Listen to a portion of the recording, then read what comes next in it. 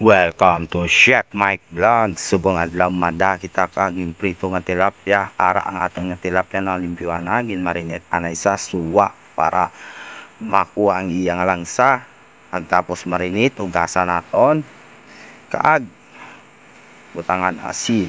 Kaag hiwaon sa tunga ang aton nga tilapia. Amo na ang kanami sa tilapia prituhon kaag ipaksiwan. Ara na kumpleto ricados na ang aton nga pinaksiwan nga tilapia. Ara na isalangan naton.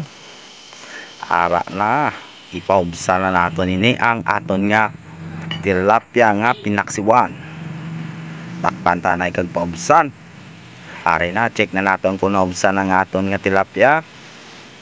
Ara na luto na siya mga ka-chef. Subong tundot ang kasang kawali. Maprito kita sang tilapia.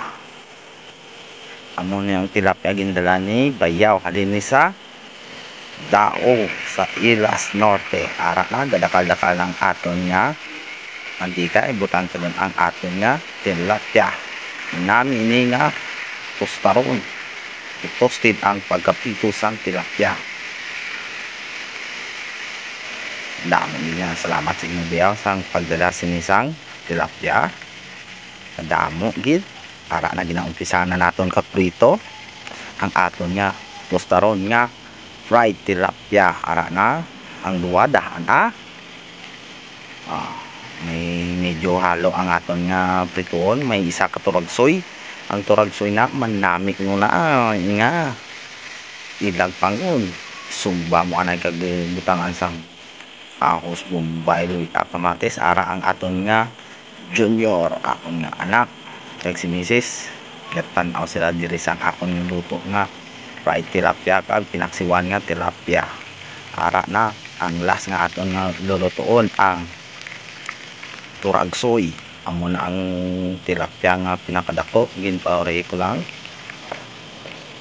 hindi mag igo sa kawali na nami gid sang pagkaluto sang tilapia. Are nang aton nga turagsoy. Turagsoy kung aminapang sa sapaw nagalangoy langoy gilaktan pagisang ginamos kanamit gid higupon. Are nang aton nga fried tilapia kag turagsoy.